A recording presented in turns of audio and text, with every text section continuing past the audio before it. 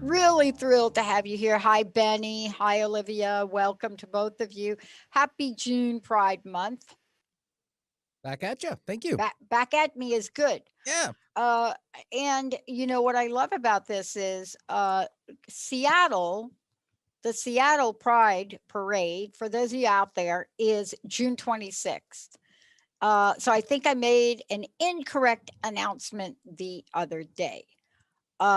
Just want to say today is the 7th, and I just want to say that MTE Pride Week, June 7 at Mount Lake Terrace Elementary PTO, happening June 7th to June 12th. What? Yes. Welcome to the 21st century, and to see the progress, to see the awareness, to see the opening, to see it all. And by the way, you all asked me, yes, Olympia is also Olympia. There's an Olympic View Arena. There's also a Seattle Pride Classic. I didn't know this, Benny. Did you know all of this stuff in this area, like here, like our studios in Mont Lake Terrace? I know you guys are in Bellevue, but were you aware of like all the really cool stuff? For the most part, the majors, I mean, of course, we have other radio stations in our group that are part of the Pride month and all the activities that run around. It seems like every year there's more that arrives for this month. Yeah. So just so you know, now I don't know about if the restrictions, I mean, honestly, it sounds like these things are going to happen given what we wear and the masks and the whole thing. But it sounds like these events are happening. Yeah, sure. Well, okay. So of all the events here, which one have I participated in that I absolutely hated? Which one do you think? Is it, I'm going to give you multiple choice, Benny. You ready? Oh, Olivia, boy. you too. Okay. I'm going to give you like 4 things. You got to pick one. All right. All right. A.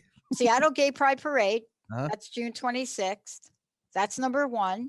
The 2021 Run Walk with Pride. That's June 26th. So both of those things happening. Okay. Following me so far? Yep. Okay. June. Hold on. I got it right here. Gosh, if I give out the wrong information, I know I got so many emails from giving out the wrong information. Okay, you ready?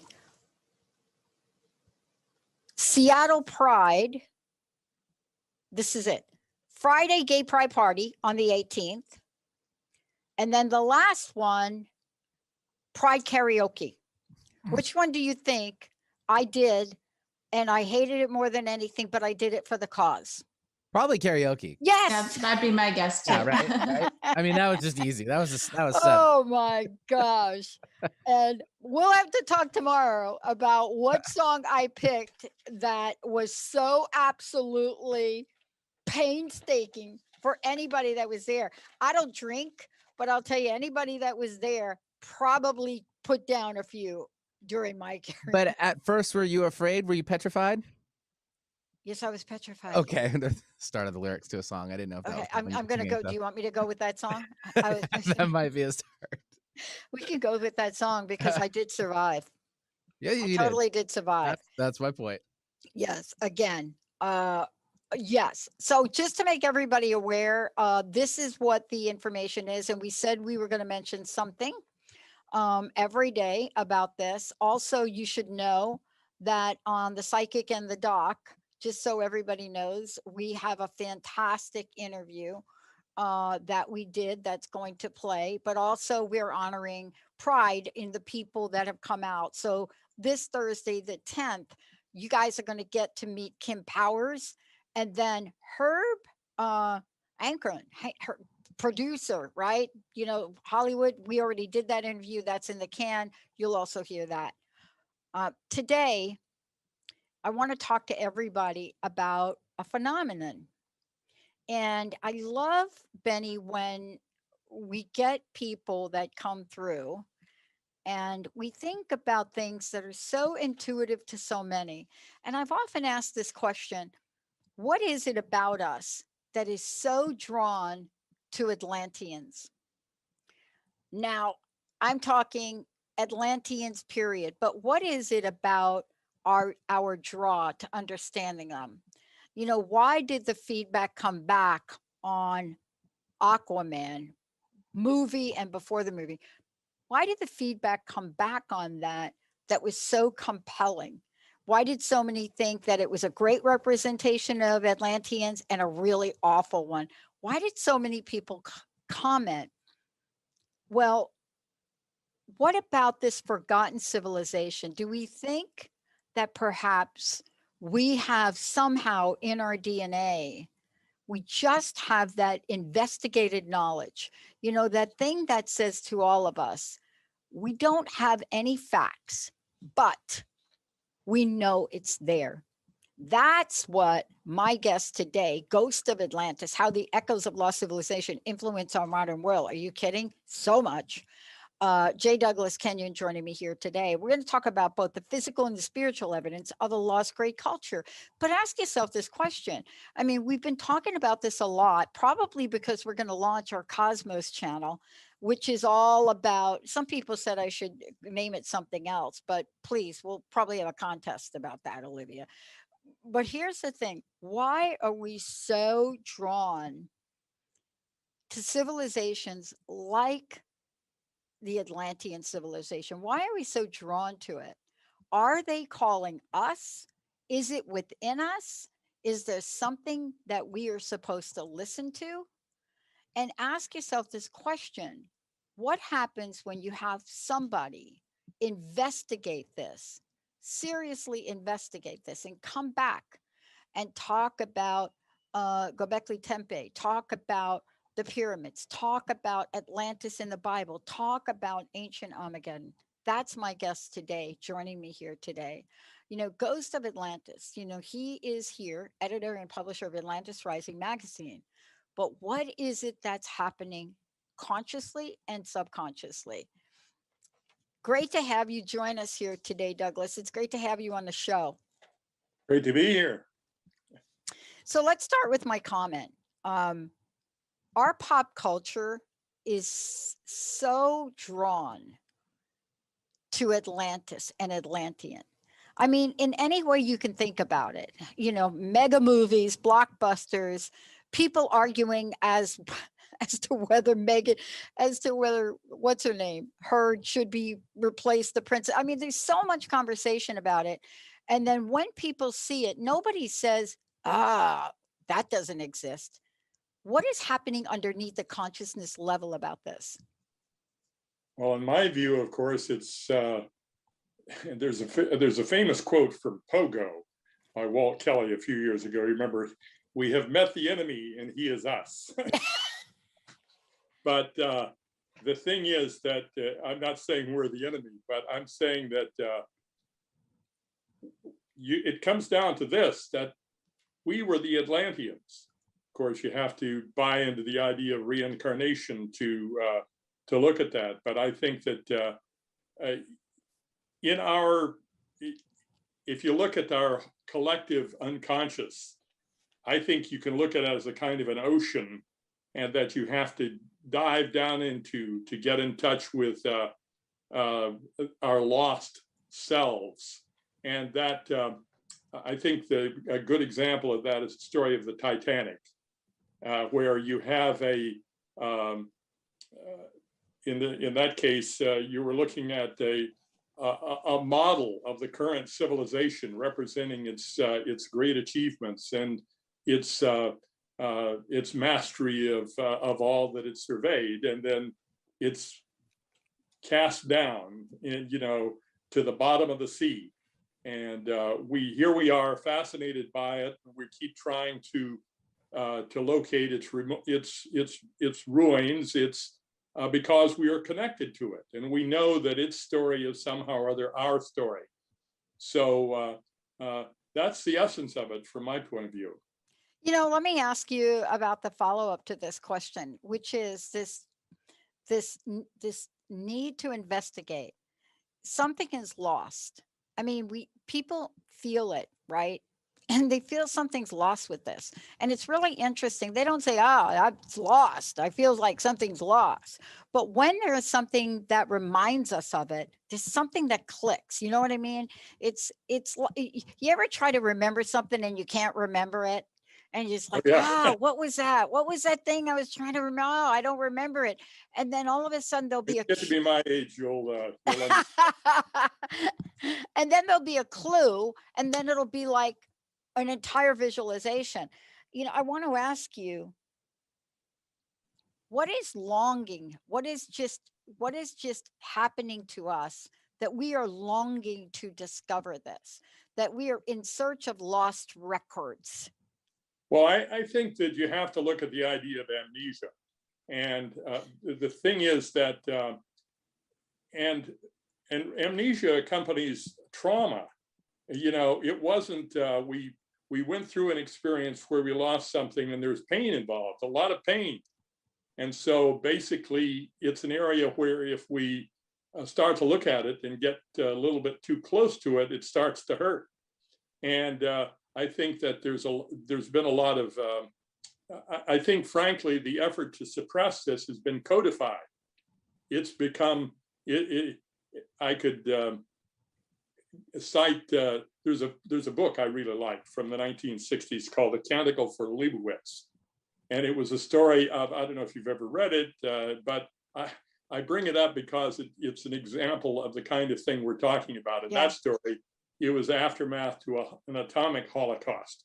But, hundreds of years later, here's a group of, in this story, they're basically monks or friars, in the desert, trying to understand what happened to the ancients a couple hundred years before.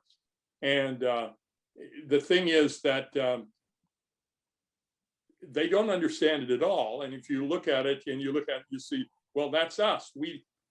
Our past is a mystery to us, a complete mystery. We don't, but the thing is, as we get closer to it and as we pull away the layers and so forth, we start to discover that we've got a lot in common with that. And of course, I think that makes a lot of sense if you realize that they're us, and we're looking at our own history, and that's the only thing that makes sense in all of this, in my view. Yeah, there's so much that you put in your book. We're going to take a short break. When we come back, we're going to talk about, how wise were the ancients? And I've talked about this a lot. How wise were they? When you think about all of the cues and clues and things they left, why is it we're not talking more about things like the Dead Sea Scrolls? What is it about us that wants to uncover the secrets, and yet at the same time, we don't really have them all? When we come back, we're going to talk about how this wisdom, how these secrets, how they all come forward to initiate a new knowing. That's what investigations are about. I love it. I love when we investigate things. When we come back, I'm not the investigator today. My very special guest is, everybody. And we are talking about Ghosts of Atlantis. We're going to talk about who they are. Is it really Aquaman? Let's take a short break. We'll be right back.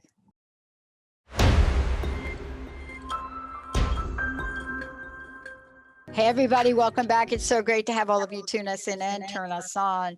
Like doing all of that, both of those. I'm Dr. Pat. You're listening to the Dr. Pat Show. This is Talk Radio to Thrive By.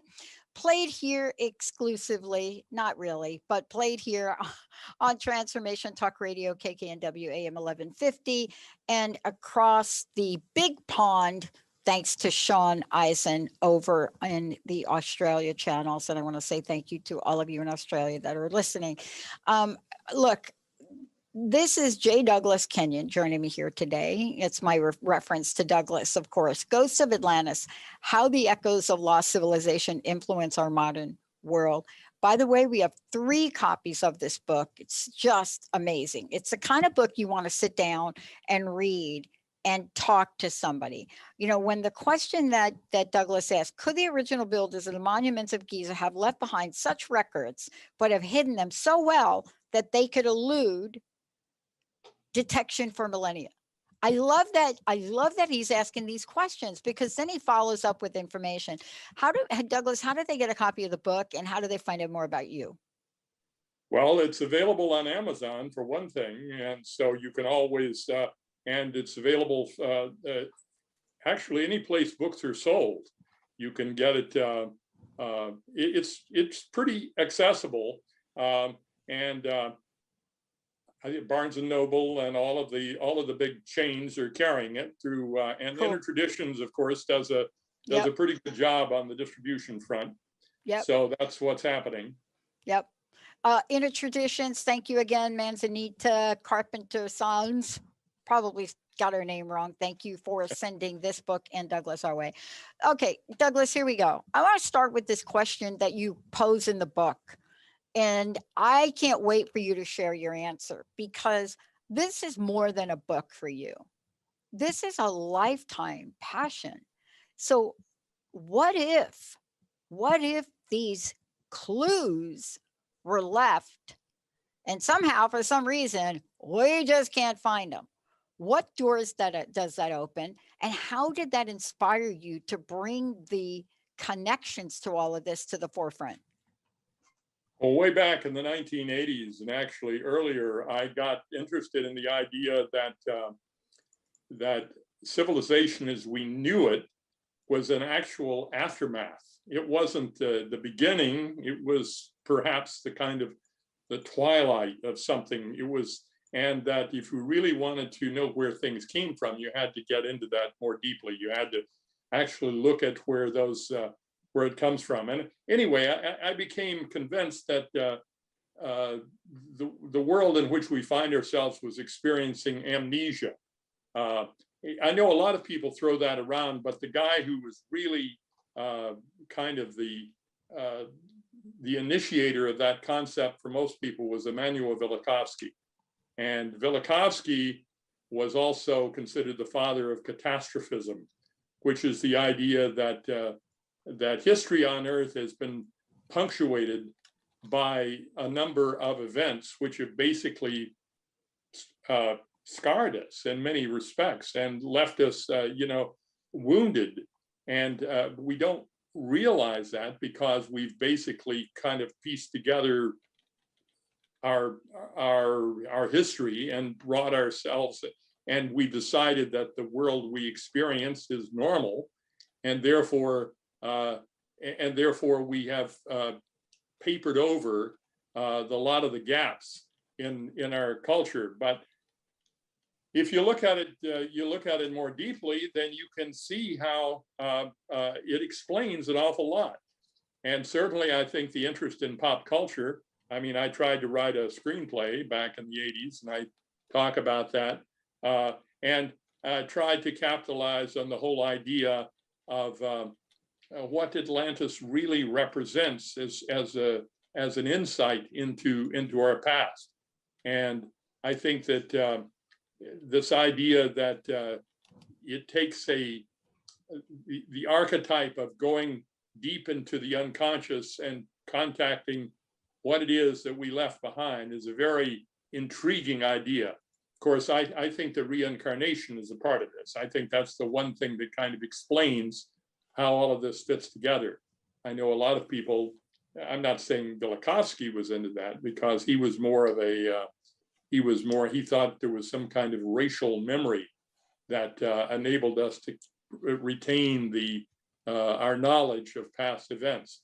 And that's been kind of debunked in a lot of scientific study. But I think that there are things that make the connections that we have to look at, and that's what we're trying to do here. Yeah. And you know what I love about all of this is, because each of us listening to this show, just so everybody knows, think about how you feel, and think about how you feel. Let me explain what I mean by think about how you feel. Think about what happens when you get a reference to what Doug is talking about. think of what happens when something outside, something you see draws you. I mean, think about this, for example. Why would you, perhaps if you're you or if you're me, who grew up in an environment that had nothing to do with ISIS, had nothing to do with crystals, and nothing to do with any of that, why would we be so drawn to the phenomenon of some of these cultures? Why would that happen? And I think, Doug, that's what you're talking about. Just because I'm a kid that grew up in the Bronx in the cement jungle, it's not logical for me to have ISIS statues, to have crystals, right? Where would I have gotten that from? I didn't grow up in that environment. So can you talk to the fact that there is a connection to the ancients in a way that we don't understand? And I think in your book, you talk about what did the ancients have or what did they know that we don't? And see, that is what's so mysterious to me. And I wonder what it will take for us to know it.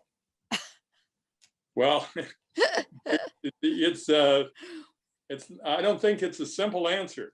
I mean, no. I think that, you know, if you really want to understand, I think obviously the ancients had a level of wisdom that we've lost track of altogether.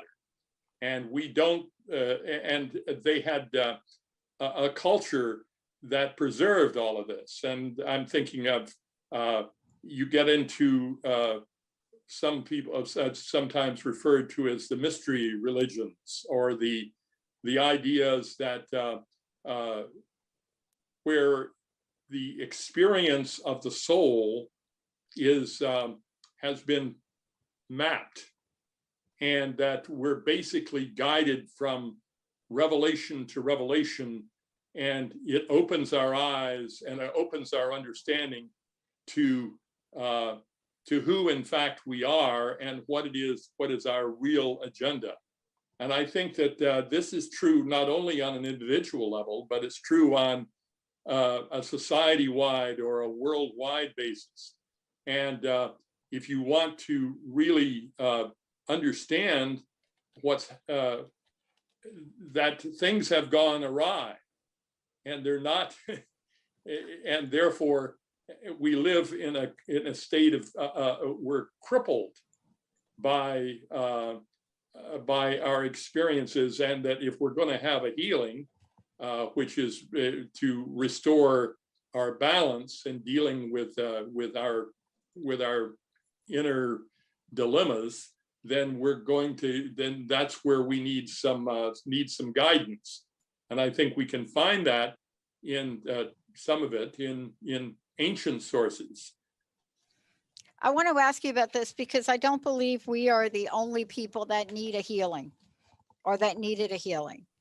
You know, it's hard for me to imagine that, you know, here we are, I don't know, what do you want to call it? Modern civilization, you know, and we have a healing that other civilizations didn't have. So this idea of healing to me seems to be multi-generational, past life related, right?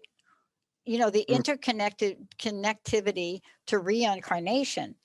And yet, if all of that is true, what is it about us that holds back from looking at the evidence of superior technology of the past and what we're capable of? We're going to talk about that when we come back, because it's in the book. It's in here. It's in here. Ghosts of Atlantis. What are the ghosts trying to tell us? You know, what is it that if we were truly to connect, what are some of the artifacts? What are some of the secrets? And I have to tell you, this is one of these books where when you start to read it and you look at some of the images and you look what Douglas has put together in the book, you know, it's almost as if I want to take each page and put them on a giant wall and see the big picture. When we come back, I would love Douglas to give us the big picture, and most importantly, what is it about what we're discovering now that's going to give us new knowledge? Stay tuned, everybody. We'll be right back.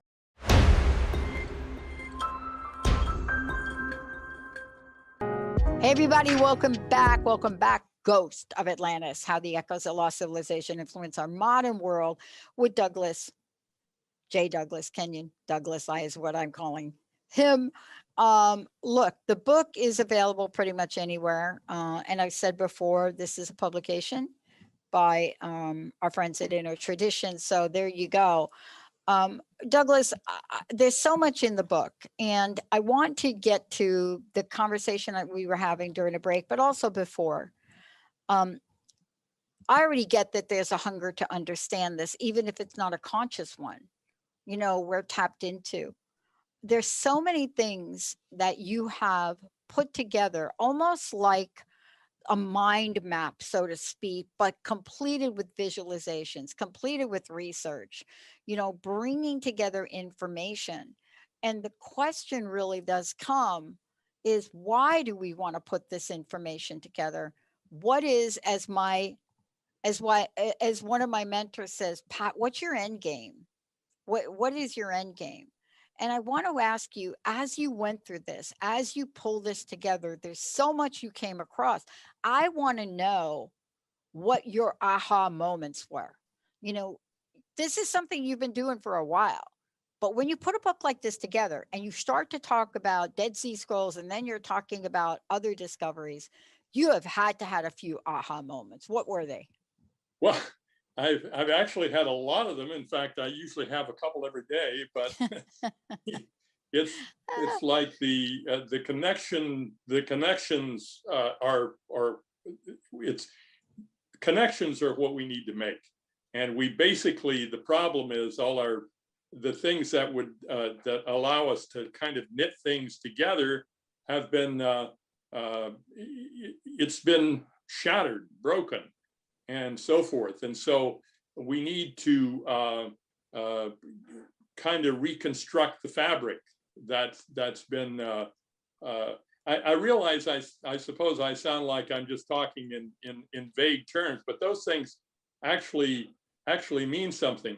I guess you could probably talk about, well, the idea that that evidence or proof that civilization was it didn't begin just 10,000 years ago with hunter-gatherers, that there was indeed you know, an advanced understanding that preceded that, and that we're basically just trying to kind of find our way back to that kind of understanding.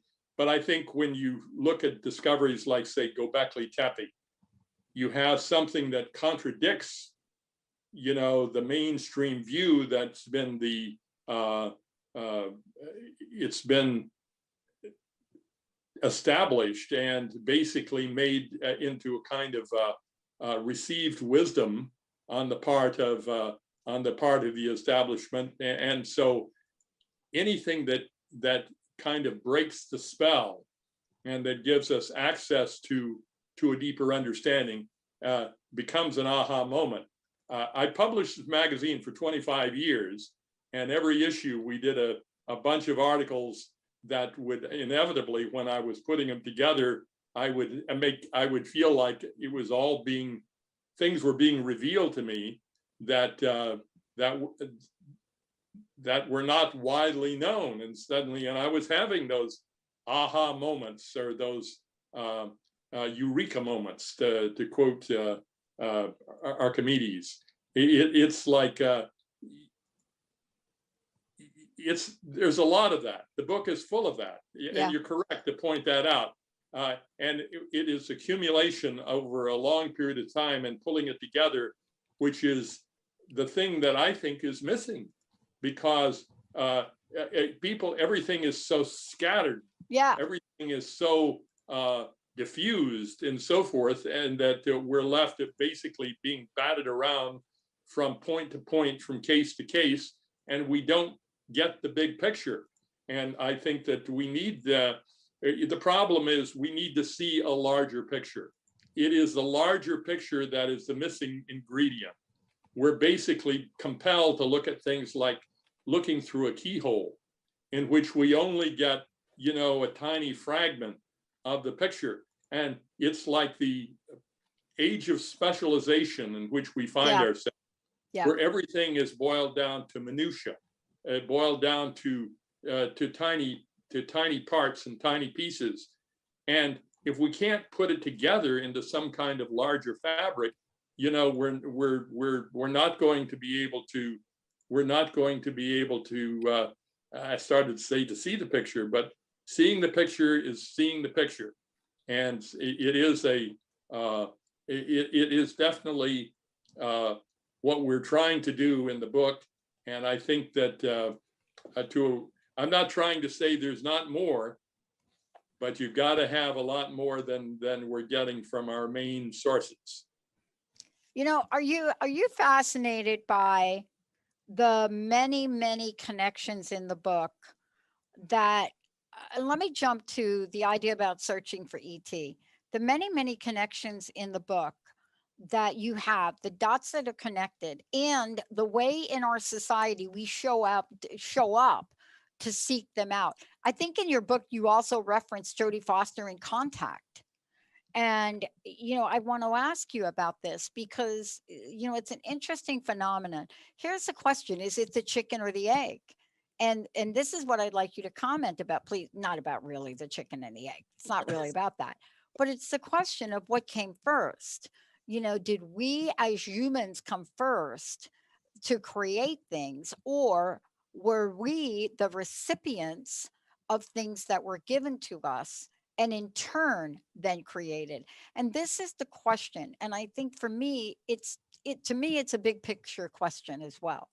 You know, it goes beyond talking about the artifacts or, you know, the special structures around the globe, or the fact that a dinosaur species in Africa is also found clearly in a continent where there's water separating them. And some people say that water didn't exist.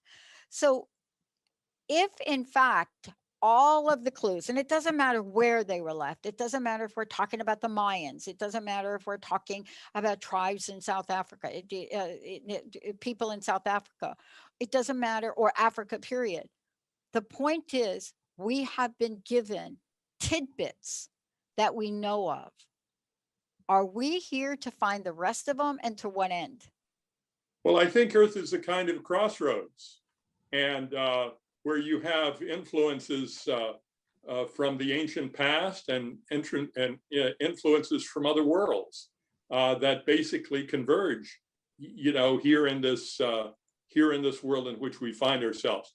I don't like. I think, frankly, people err when they think the only way to explain our advanced civilization is in extraterrestrial influence. I think that you have to give more credit to the way things have evolved in the past to a much higher degree than we now realize, and that there's a history here that is an unknown history. It's not widely discussed or talked about in certain quarters because there's an interest in promoting what is John Anthony West used to call the Church of Progress, or scientism, where you're basically trying to say that civilization has achieved this very high standard now, and that therefore, and that anything that went before was just ignorance and superstition, and that now, in fact, we're discovering we have an opportunity for the first time to actually see what we've been through and to recognize it and to see the big picture and to see the forest rather than the trees. And that's where we can finally, you know, put it together. And the only way you can do that is by providing a lot of pieces.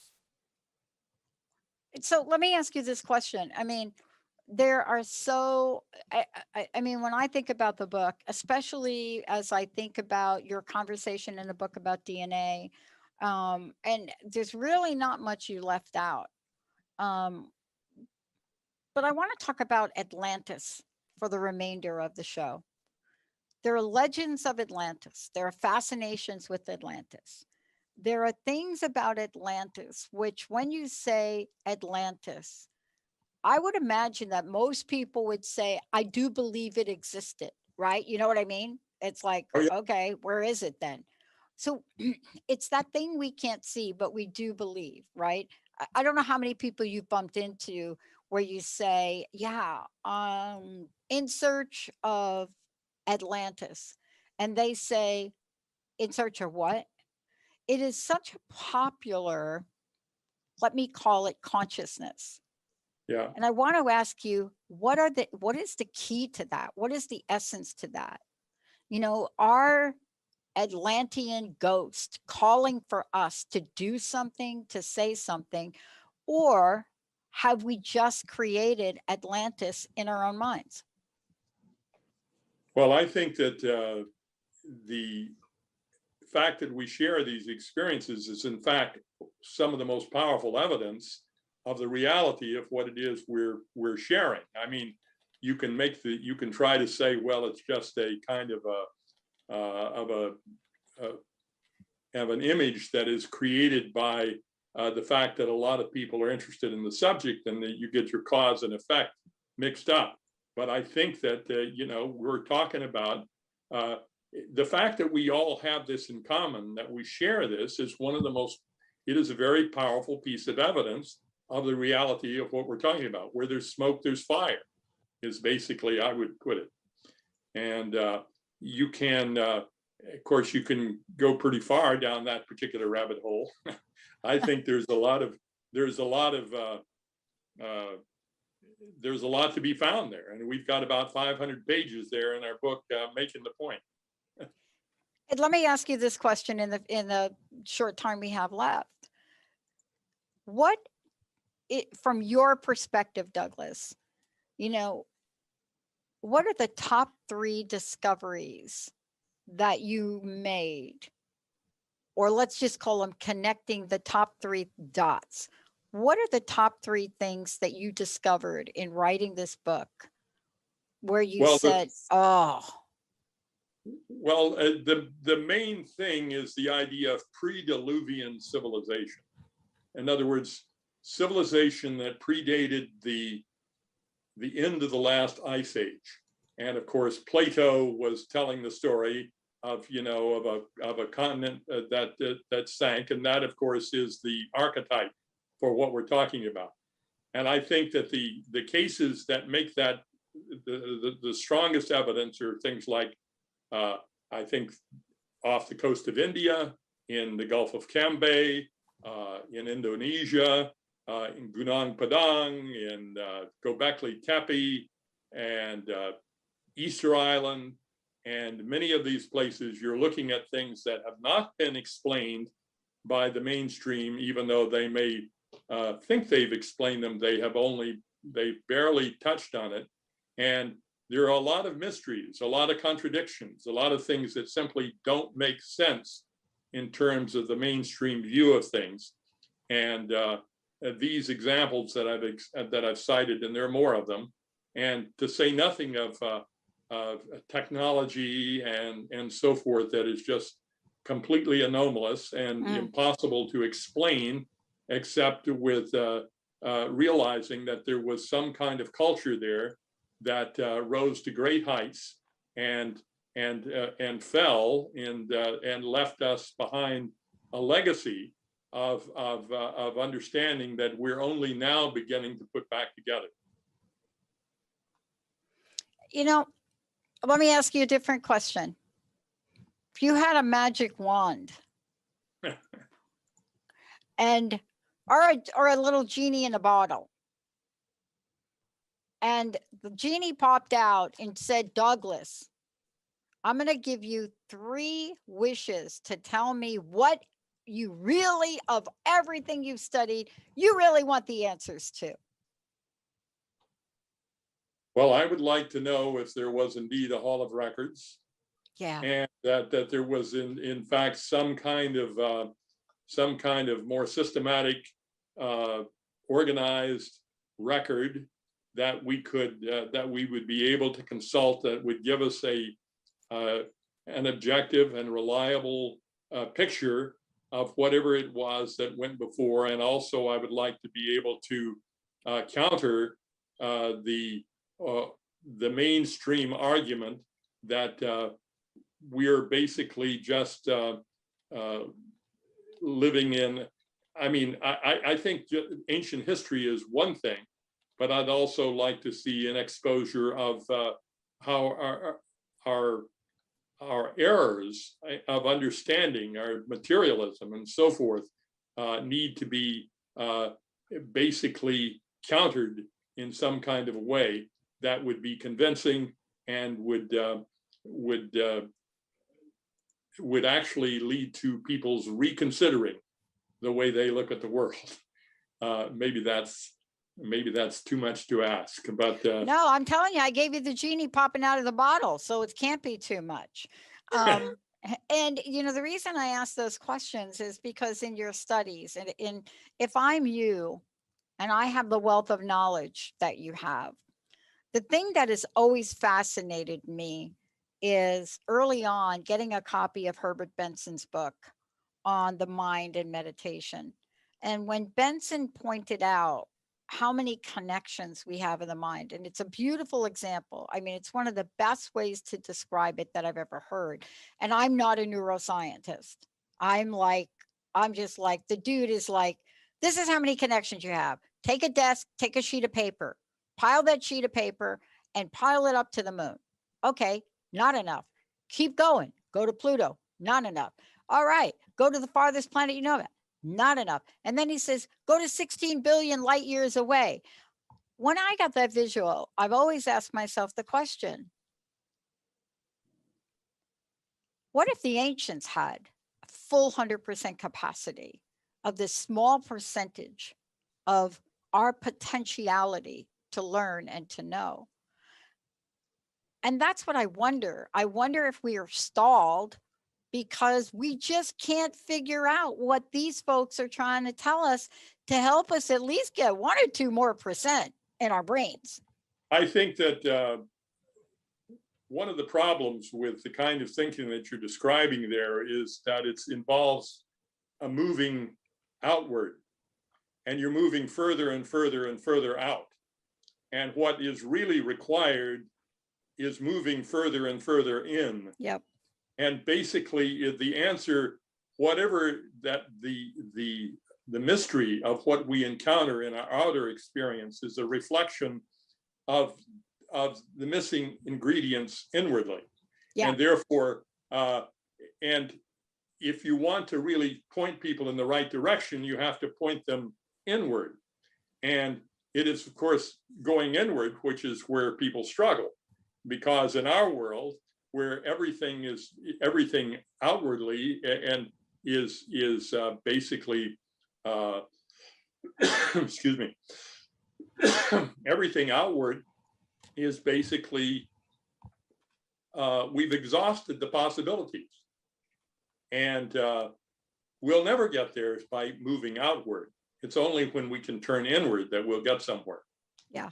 And that's the thing I love about the book and the conversation, because when I read your book, one of the things I'm struck by is, what am I feeling inside? What is my intuition connecting with? Am I operating on the 4th dimension, the 5th dimension, to understand the possibilities? And so what I love about what you've done is, even though you're presenting us with a lot of data, the reaction to it is an inward one.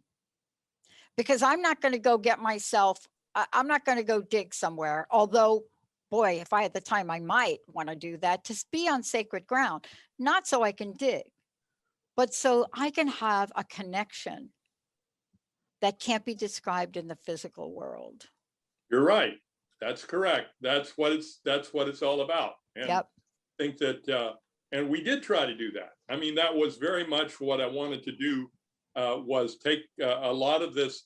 I think that people, it's you might say it's the objective versus the subjective. Yep. And of course, I think that and I'd like to show that there is objective support for what we're talking about. It does not contradict, objective reality as we understand it, but it goes much further.